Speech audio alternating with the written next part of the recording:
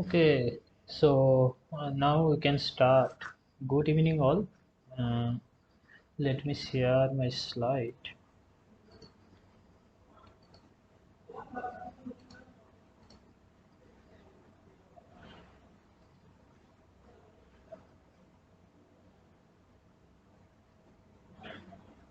Okay.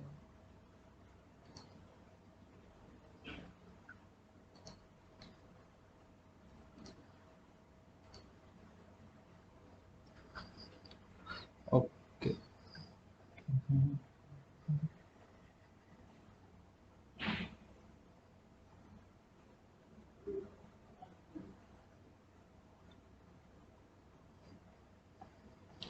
Okay, so let's start. Good evening, everyone. We are discussing about the analytical chemistry, the NPTEL online certificate course. So, I am Swankar from Indian Institute of Science, Bangalore, and the course instructor of this course is Professor Devashish Ray from IIT Kharagpur. So, now we are in week 8. So last week we already discussed about the thermal method of different, only the introduction part and different instrument also. So here today also we'll discuss more details about the data related things. So if you get some data about the thermal analysis data of some sample, then how we can interpret that data. Okay, so last week what we learn about the gauge balance, so where you can measure the what is called paramagnetic or diamagnetic of your compound, so that magnetic properties you can measure from this Gauss balance, where we have some magnetic electrical magnetic field, and here you can put your sample. So and you can measure the change of the balance of your weight, and here some weight will be there. So from there how it is means attracting on the electric or magnetic field, or it is repel on the magnetic field. So based on that we can measure, or we can conclude that our materials or analyte, that is paramagnetic or diamagnetic. So that thing we have learned last week. So another instrument we have introduced last week, that is the Kotaro thermobalance, where you have some sample on the some thermal coupler, and it is connected with some controller. So and when you heat your sample, suppose some decomposition or combination is happening in your sample, then you can get from the balance that it is increasing your weight. If it is increasing your weight, then it is what is called combination is happening, or some product is forming and gaining the weight. And if it is decomposing, some volatile compound is forming, which is escape from your sample, then that is your weight will be decreased. So these things we have learned, and this is the thermobalance, similar type of things. And another things we have discussed last week, that is the calcium oxalate decomposition, that is the TGA graph. So suppose you have calcium oxalate C2O4 and H2O, then how it will decompose. So that things we have learned last week, that this one, where this is water is removing from the sample, and where their anhydrous calcium carbonate is forming, and from here it is CO2 is CO is removing, and calcium carbonate is forming, and from here calcium oxide and carbon dioxide is forming. So these things you already learn, and this is the DTG, differential thermal gravimetry analysis. From here you can conclude that a particular had what potential your decomposition is happening. Okay, so these all these things you have learned last week. I just summarized to remind whatever we have learned from the last week.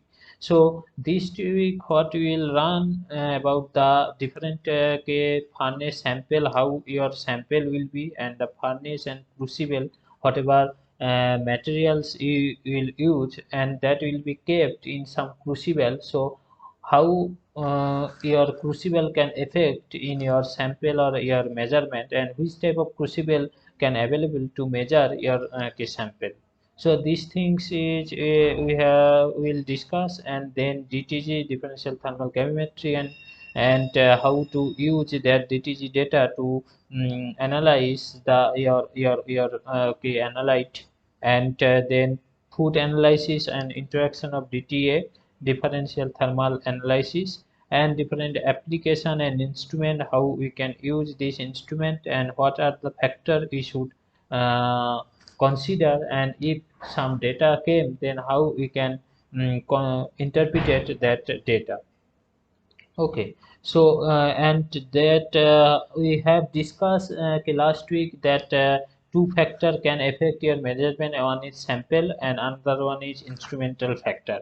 So these two factor we have discussed. So here the things is, if you increase the temperature of your sample in different rate, that also affect on your measurement. Okay, so that things, suppose you are increasing that temperature, so at a different RAM rate, suppose 5 Kelvin per minute, one measurement you have done in similar sample, same sample, you have done 10 Kelvin per minute RAM rate, and this data, and another one you have suppose run for 50 Kelvin per minute. So in these three state, your data will be different, and the temperature or time required for your experiment will be different. And other one is, and in this case, so we have to optimize what temperature rate can give you better data to analyze or interpret your data. Okay, and another one is sample control TGA. So sample control TGA, basically the ramp rate of your temperature that will control automatically by the instrument. So okay, that things is there. So if you see one example here, so some compound we have taken, that is 17 mg approximately, and there are three temperature rate we have run the experiment, and one is 25 Kelvin per minute, which is quite high RAM rate, and another one is 5 Kelvin per minute, and another one is sample control heating, that which is controlled automatically by the instrument. So here you can see the mass loss versus the time, where you can see that three different measurement completed in three different time.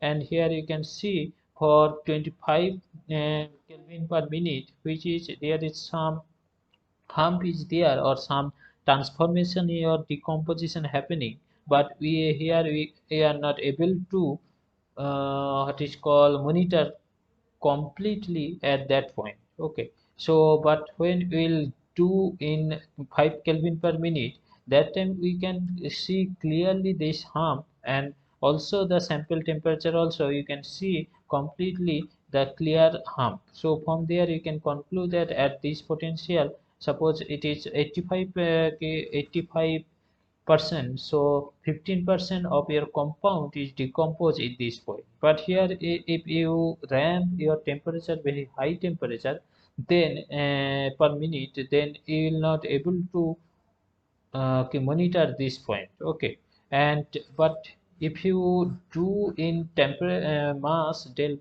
change of the mass as a function of temperature, here you can see this 25 per Kelvin, this is we are not able to monitor this point. And also in 5 Kelvin per minute, where you can see it is monotonically decreased, so we are not completely include that which temperature, particularly which temperature this decomposition is happening. But if you see the sample control temperature heating rate, here you can see a deep sudden dip is there. So from there you can see that at particular what temperature the decomposition happening, so that things you can conclude easily.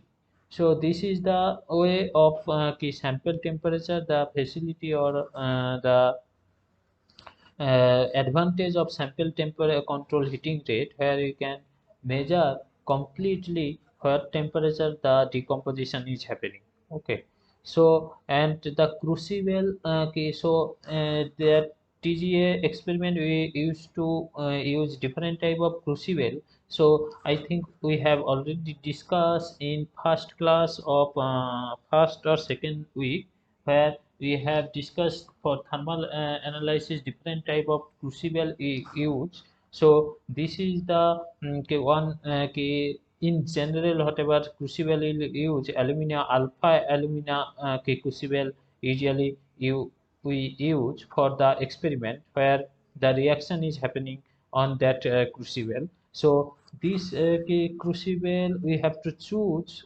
very what is called on the basis of temperature, what temperature and what sample you are using, depend on that you have to use the crucible.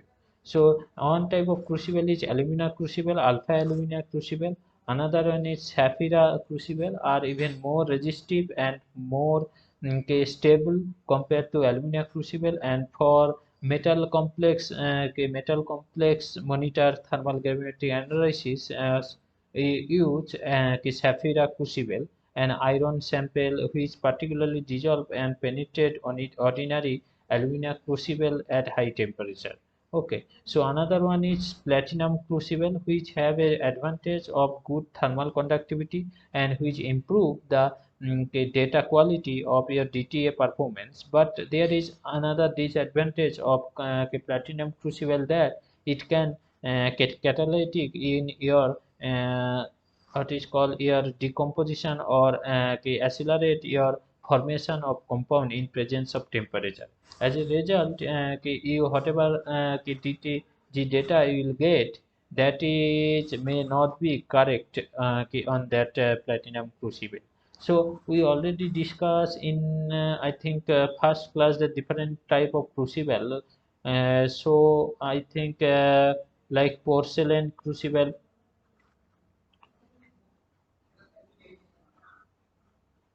Porcelain crucible also we have discussed, which can go the temperature 100, ignition temperature 100, 1100 degrees Celsius. So different type of hot temperature you are measuring or you operate your system, that depend on that you can choose the temperature of your crucible. So whatever alumina crucible, that is the ignition temperature is 1450 degrees Celsius. So it is quite high temperature. So as a result, you can use this alumina crucible for high range of temperature.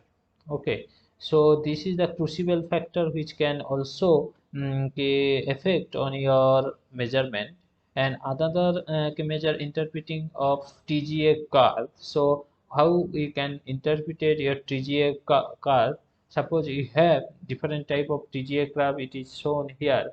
So where you can see one curve, it is in the baseline, after that it is decreasing your mass, which indicating that this is a one decomposition of or formation your decomposition of your compound. And from there you can see that as the decomposes your mass is losses, that means there some volatile reaction product is forming, so that it is escaping from your system. As a result, your what is called your mass is decreasing. So this we already discussed different type of decomposition like calcium oxalate. Also today also I have shown that calcium oxalate which is decomposing. So that also formed.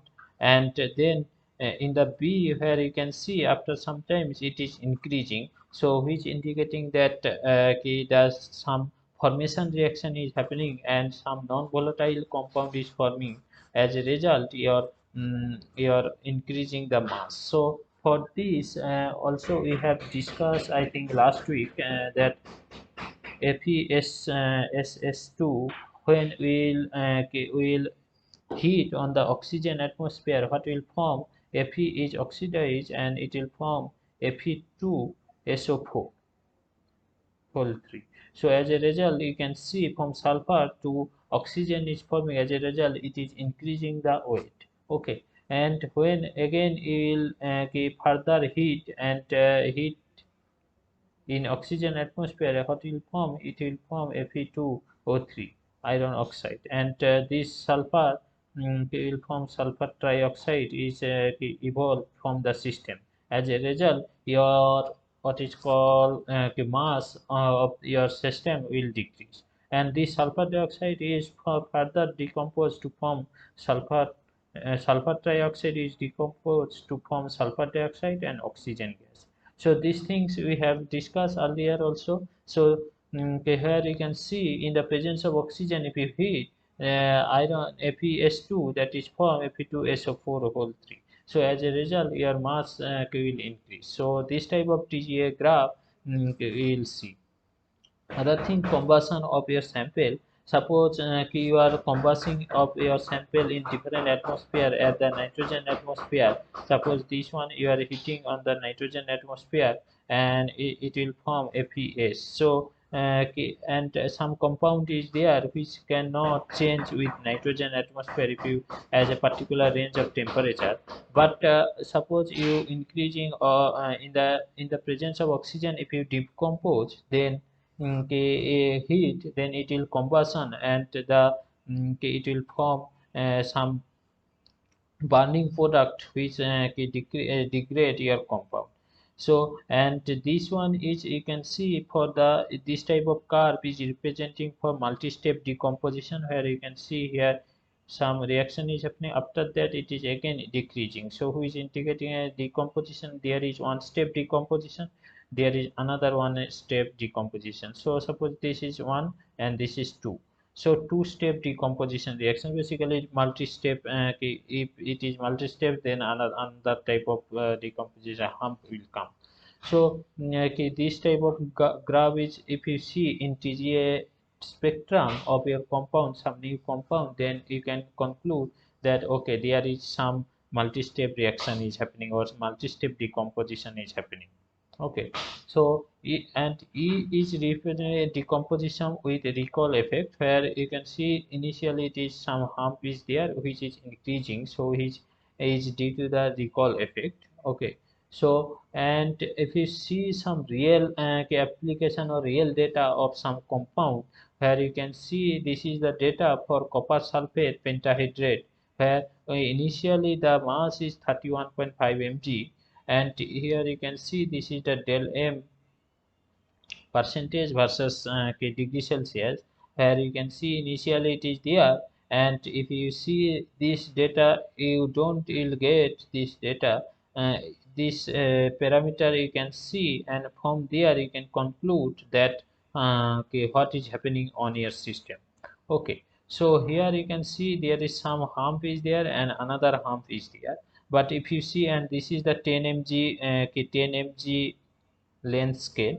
So if you see, if you compare this length scale, and if you compare with the mass, that from 14%, initially it is 14% of compound is decomposed, another step also 14% of some compound is decomposed. So from there you can conclude that whatever things is decomposing or removing from your system, whatever amount is for decompose or evolve from your system, in this step also same compound is decompose or evolve from your system. So we already discussed about the copper sulfate 5 pentahydrate compound. So here copper is +2 oxidation state and water is there.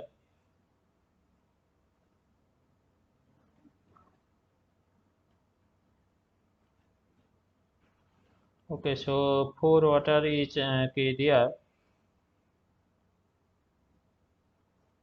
Okay, and on this OH is there, and with this, so this is some general structure.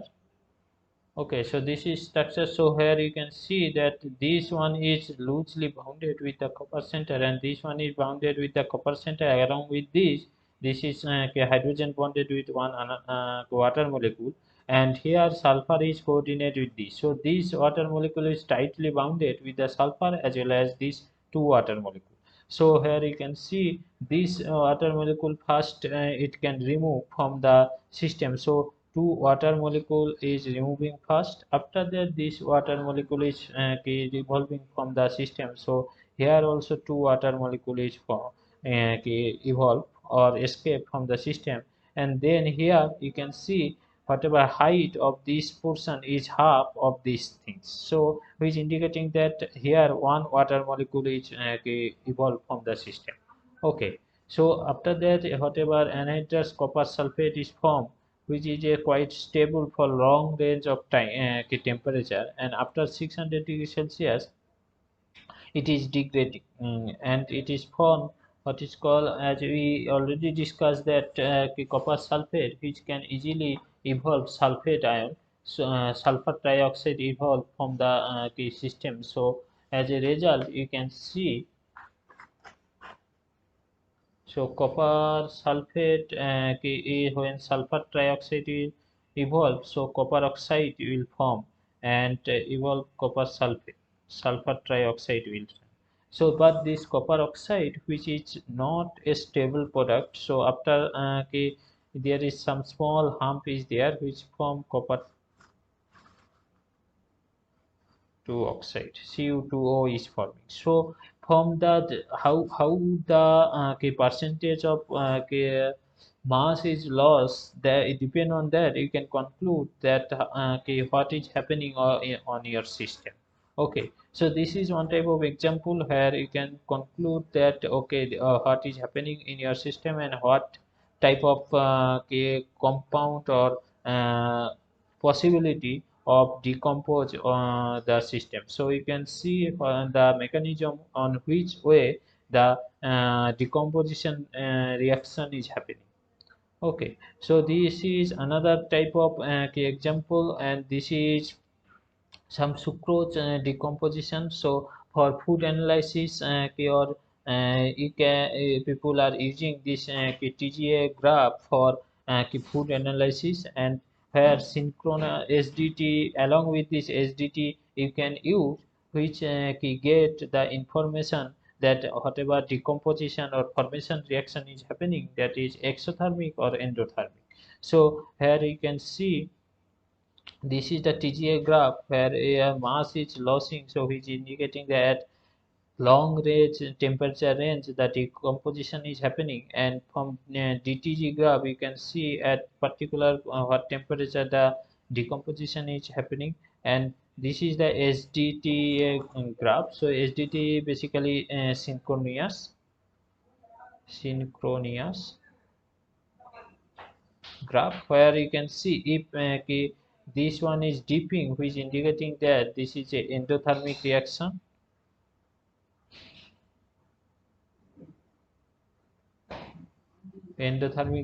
and as this is the peak is high, so this is the exothermic reaction. Exothermic reaction. So here you can see two hump is there, which is indicating that this is a endothermic reaction as it is melting. So some energy is consuming by the system. So as a result, this is some endothermic reaction is happening. So from this data also basically in this case, when sucrose is melting, this melting sucrose is known as the caramelization. So in this caramelization process, the as it is melting, so it is heat is absorbing. As a result, it is a endothermic reaction. So from there also people can analyze what is happening on the sucrose when it is heated in the food industry. Okay, so this is the 1:1 mixture of chimiazocone starch and crystalline sugar. So here you can see the loss initially it is little bit decreasing, or which is due to the moisture loss of moisture from your sample, and when the first hump of the your sample, which is due to the caramelization step of the sugar, basically melting of your sugar, and then along with this, when the decomposition is happening, and in this test, whatever things is happening, that is the decomposition of your uh, compound. Okay, so these things is there, and other extra thing what you can see here, that from the TGA step, from the area we can measure the del H value of your compound. So whatever the enthalpy change during the during your reaction, that things you can measure from your TGA graph. So here you can see is the baseline correction data on the initial state. When you hitting the sample, some hump is happening, which is and after that it should go to the baseline, but as after small range of your temperature, some next decomposition process is happening. As a result, you can see this is not going at the baseline. Okay, so and after this the next process is happening, so you can do some baseline draw correction on manually, or some software you can use, and from there, from area of your peak, you can measure the del H value of your compound. So basically this area of the peak is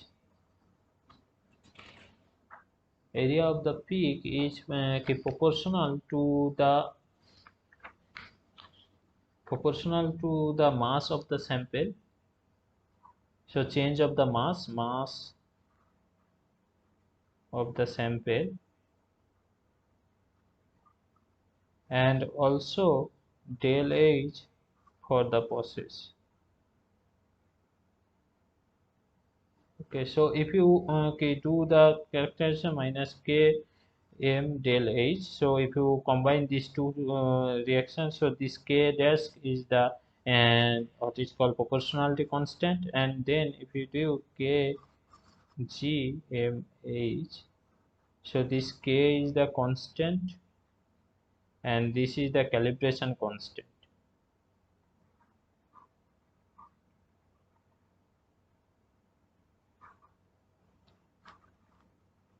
Okay, so from there you can get the DGA graph corresponding to the TGA step, and from there you can get the tillage information of your sample.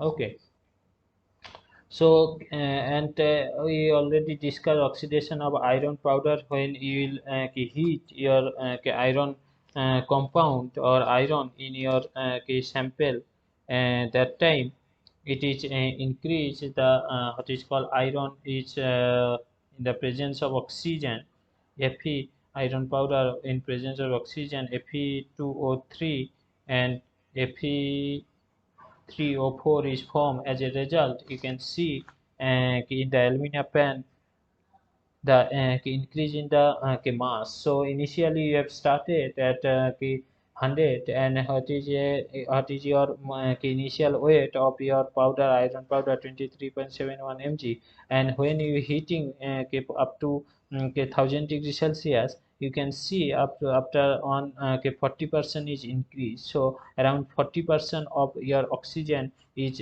reacted with your iron sample, and it is happening, and from the SDT graph we can see it is a exothermic process, and from there you can get that the what is called formation reaction procedure of your sample. Okay, so differentials, another technique is called DSC, differential scanning calorimetry. So in differential scanning calorimetry, how do you measure the heat? We will measure the heat of your reaction with the temperature. Okay, so how much heat is required to change, or to what I can say, to proceed the reaction. So at with temperature you can measure that thing. So scanning differential scanning calorimetry is that process, and in that case what is the key things is there here. You can see this is the instrument of DSC, and here the two crucible place is there, one for reference and another for sample. Okay, so in this crucible, this is the heat coupler, and where you can heat the temperature of your sample and change the temperature program, and sample holder increase linearly as a function of time.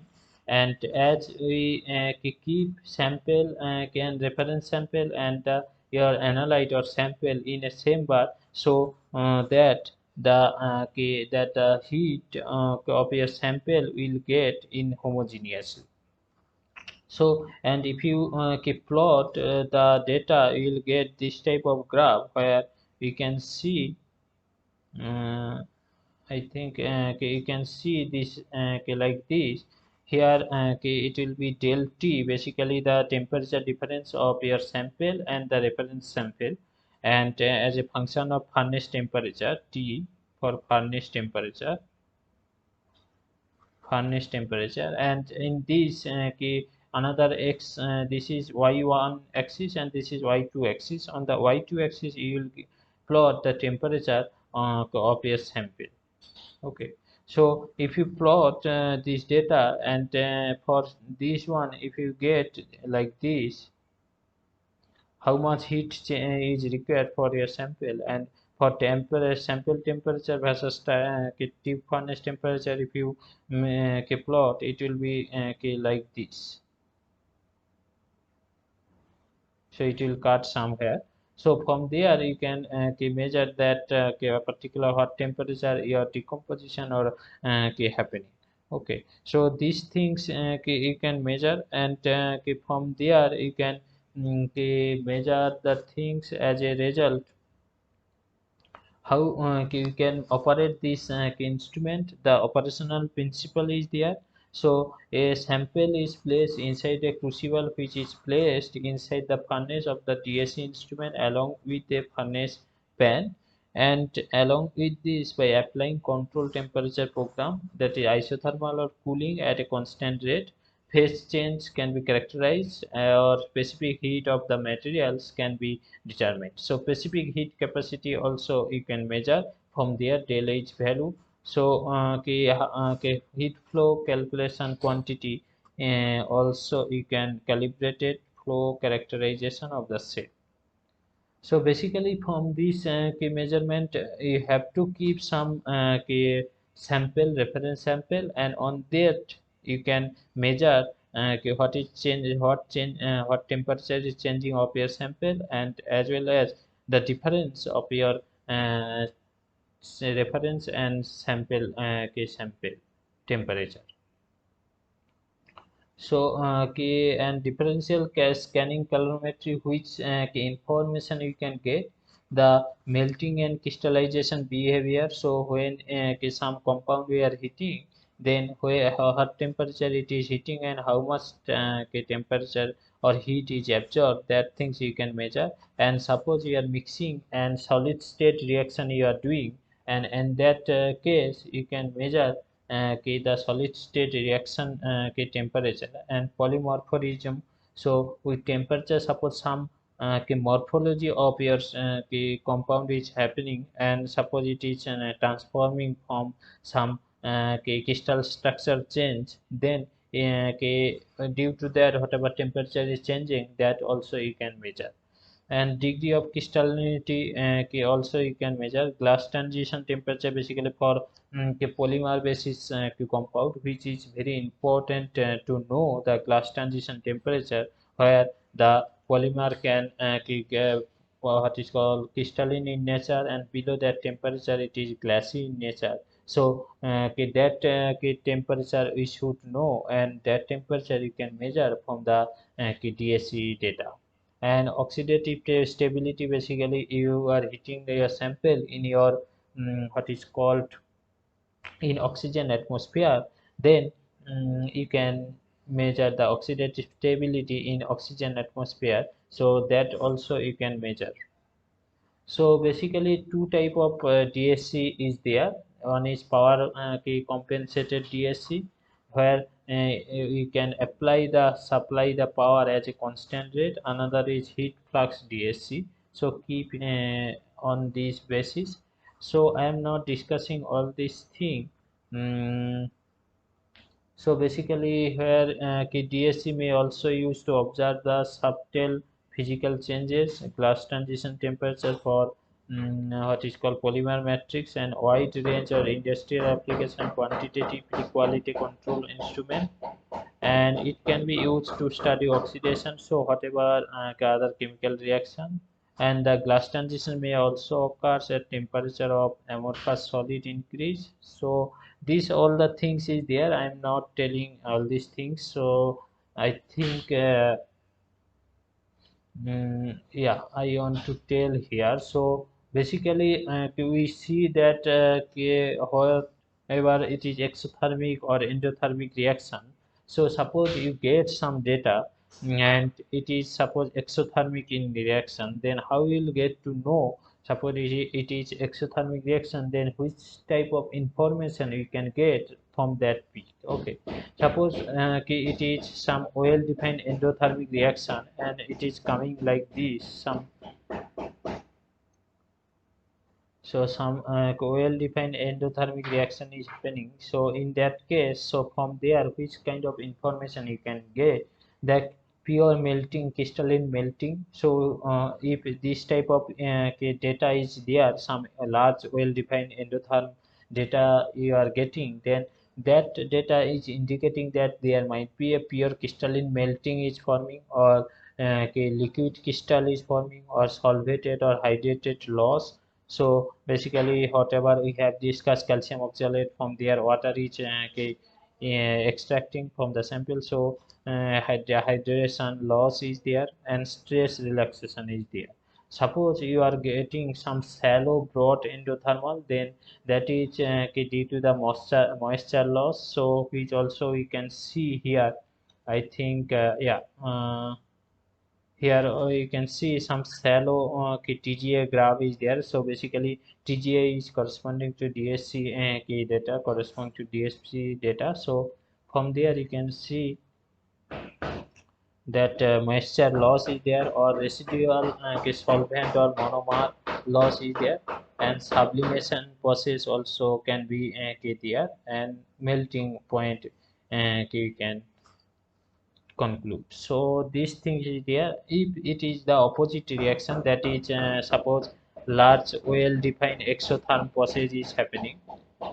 Okay, then what you can see that crystallization in or from the liquid state. So basically from the liquid state to solid state the crystallization is happening.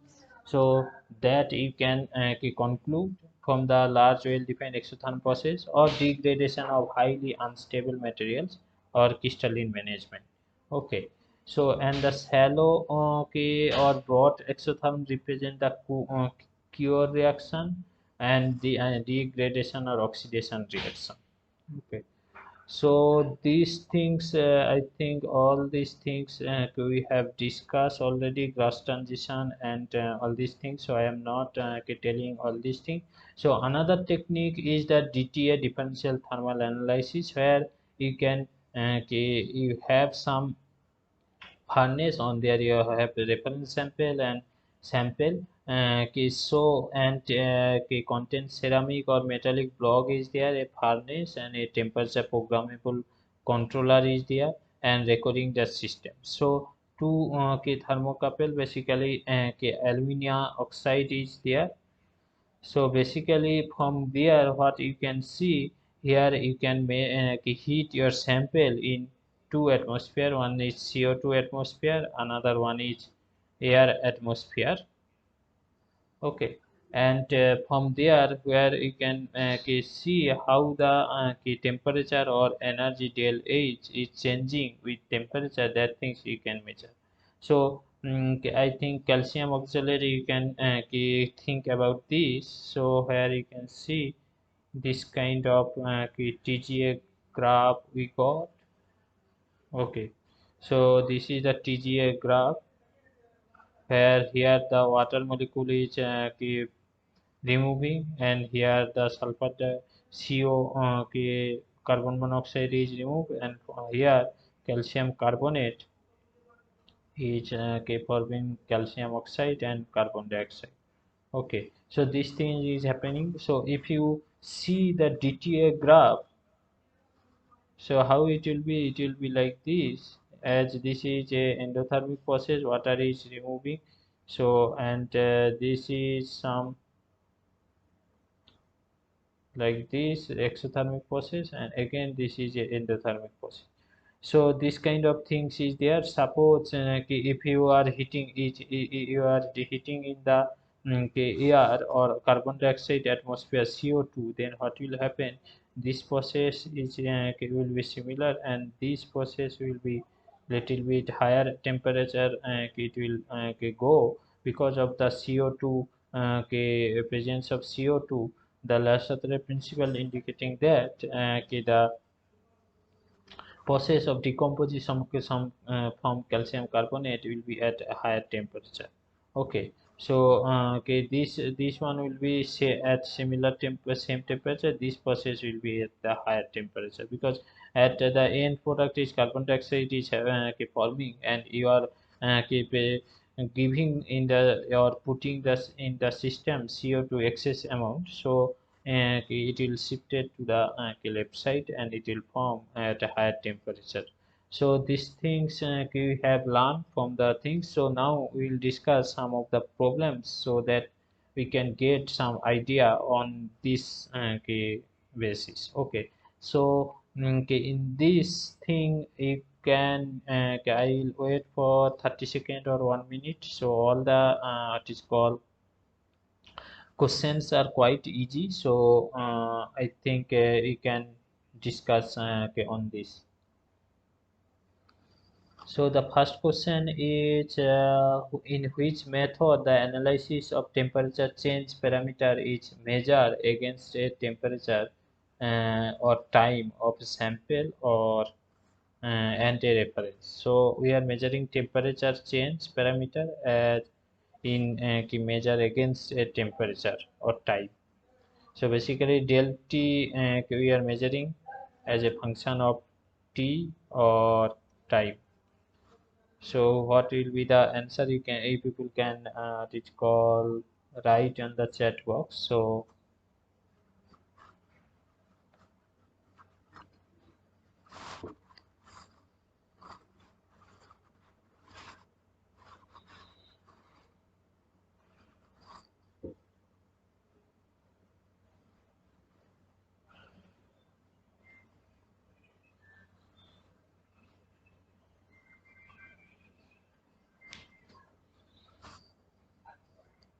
okay, so I can discuss. I think so.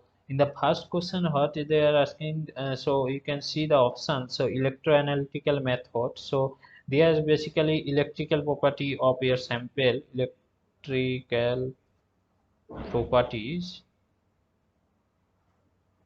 of your sample you can measure. So DTA is basically differential thermal analysis. So you are measuring the difference of temperature as a function of time or temperatures. Okay, so this is the answer. So what is the APX APX is? So that one I think we have discussed in the past one. Yeah, I think Sunil has written TC. Yeah, that is the right answer.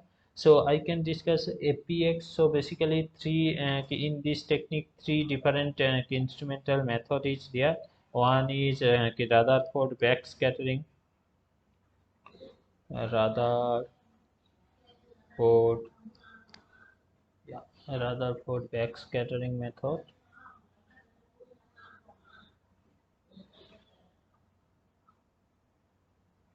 Another what we have learned that proton emission spectroscopy.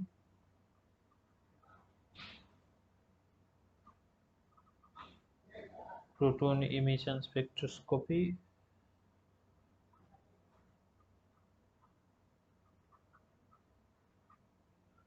Third one is X-ray fluorescence spectroscopy.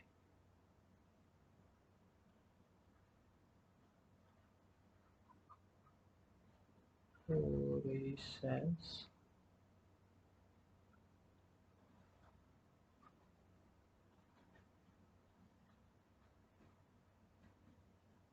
Okay, so these three is there, and TGA thermal gravimetric analysis. So basically, you are measuring change of mass as a percentage of change of mass as a function of time or temperature. Okay, so this is there. So the answer is V.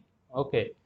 So next question is in thermogravimetric analysis, oxidation of iron powder in air result increase in mass due to what? The formation of volatile pieces, the formation of non-volatile iron oxide, decomposition of iron sulfides, decomposition of iron cyanide.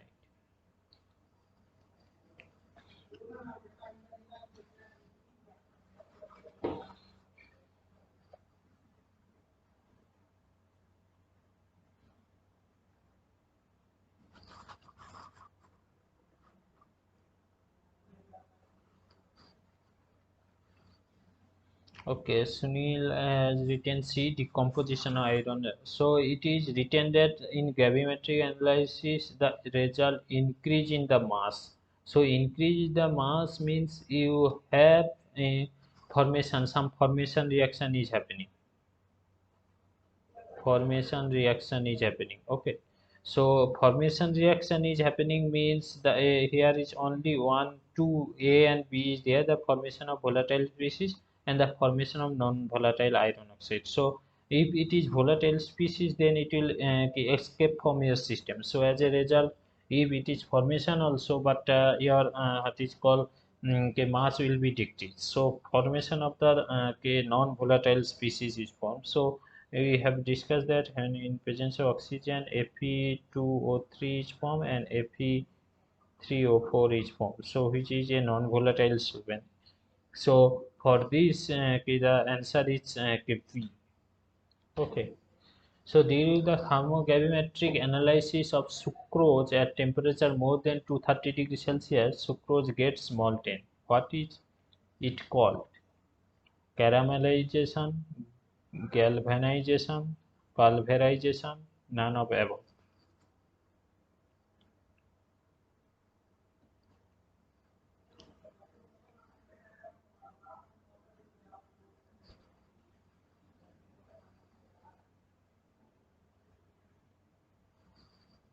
Yeah, so Sunil has written A, so caramelization, that is the right answer. So caramelization process where three type of product is formed. So caramelin is formed,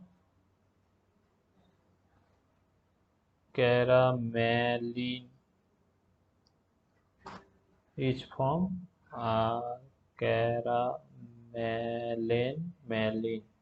So these three product is formed along with the some small amount of volatile product is formed like furan, maltol, ethyl acetate or diacetyl. So these things are formed in the what is called caramelization process. So and galvanization process basically some temperature what is called with temperature a mass changing is happening. Pulverage I think we have discussed when we have discussed about the weight acing method. So on that time we have discussed these things, so I am not discussing now. So this is the thing TGA or calvarization process. So here you can see the decomposition is happening. So this thing is we already discussed earlier also. Okay, so in thermogravimetric analysis, copper sulfate temperature more than 780 degrees Celsius, what residue is obtained? Sorry.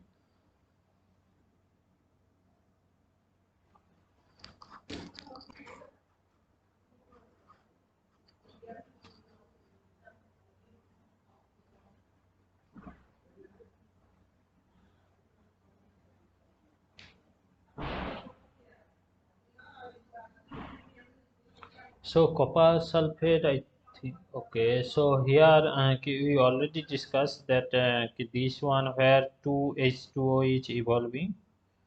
Here also 2H2O is escaping from your system. Where here H2O is escaping. So here copper anhydrous copper sulfate is forming. So from here what is forming? Here copper oxide and sulfur trioxide is escaping from your system, so which is unstable, and here it is forming copper Cu2O. Okay, so it is written that 780 means this one. So basically copper oxide is forming, and after this temperature after this temperature copper oxide is Cu2O is forming. Okay. So, the answer is B, 780 degrees Celsius here. Okay. Choose the correct option of, yeah, Sunil has written B, yeah. So, choose the correct option given below for the following statement. Okay. DTA, differential thermal analysis, measures the temperature change over time. TGA measure mass change over time. DSC measure amount of heat, all the above. Which one is the correct?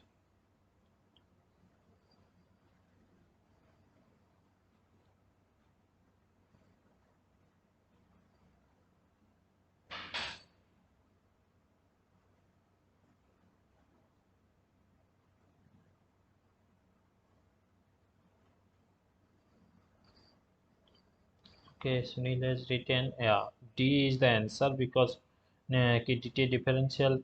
So basically, del T versus T is used to measure, and TG whatever the change of the mass, percentage of mass versus time or temperature we measure, time, temperature or time, and DSC differential basically you will get like this.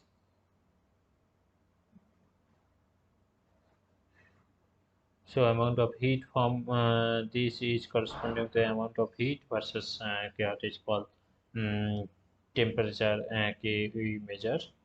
So the answer is D, all of above. Okay. So in thermogravimetric analysis, copper sulfate pentahydrate, the step of decomposition of water molecule and copper sulfate is, what is the way? I think just I have discussed. So if people can write in chat box.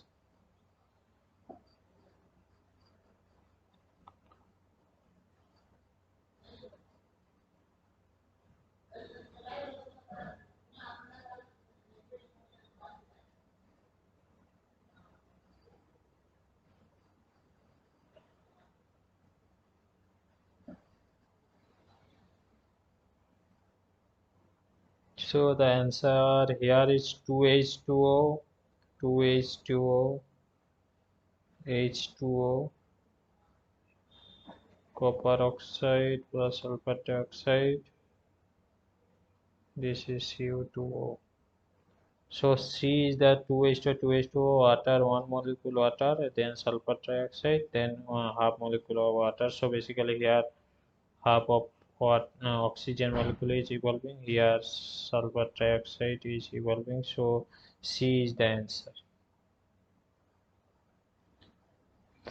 So choose the correct option given below for the DTA, differential thermal analysis. So DTA curve is used as a fingerprint for identification purpose. DTA method is used for the determination of phase diagram. DTA method is used for heat change measurement and decomposition in various atmosphere. And D is the all of the above is correct. I think this spelling is.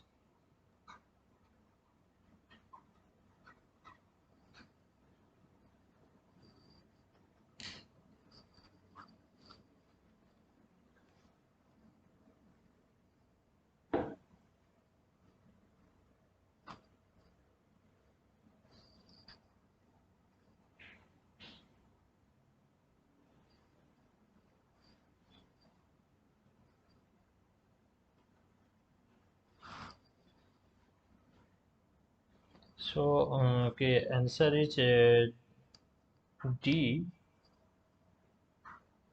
All above is correct. So, what's the correct statement of thermogravimetric analysis?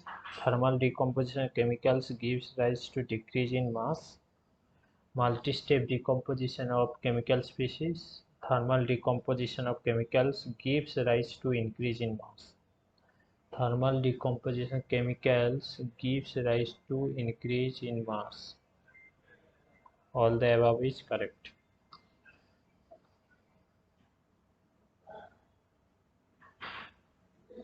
Thermal gravimetric analysis TGA. So thermal decomposition of chemical gives rise to this is A is correct. Multi-state decomposition of chemical species, that is also correct. Thermal decomposition of chemical gives rise to increase in mass. Yeah, this is also answer D. Okay. Yeah.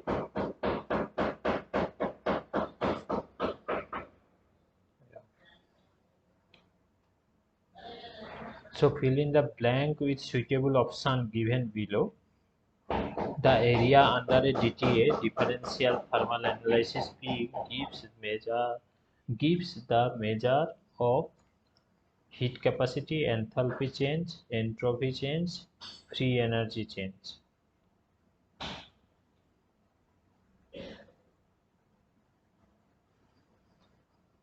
So we have discussed the peak area of the peak. Area Sunil has done heat capacity. Okay. Actual answer is enthalpy because we have to discuss heat area of the peak is proportional to loss of mass change is proportional to heat enthalpy. So from here you can see that K dash H del H square M K G del H M. So K is the constant. This is the calibration constant.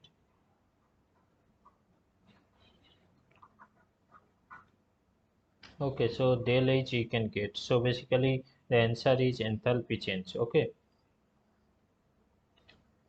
So which analytical method is widely used in pharmaceutical and food industry?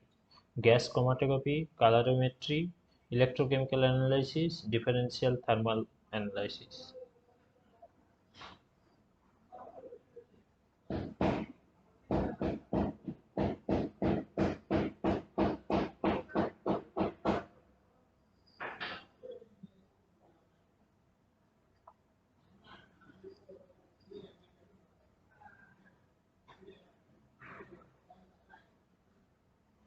So here is differential thermal analysis where we already discussed okay, that this DTA analysis, DTA technique is quite useful for pharmaceutical and food industry to study the stability of your compound in oxygen atmosphere or CO2 atmosphere. So means how your food compound is stable in oxidative state. So that things you can analyze from the differential thermal analysis. So I think that's all only. Okay. Uh, I think time is almost over. So I think all the thermal analysis part is over. So next week we will discuss about the electrochemical method. So new topic and it is quite interesting topic also.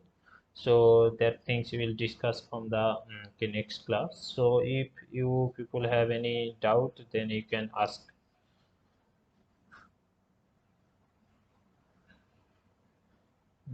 I think I can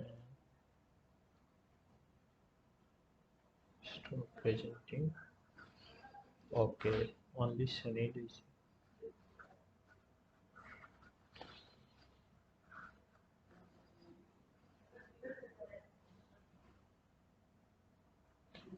Okay, so thank you all for joining.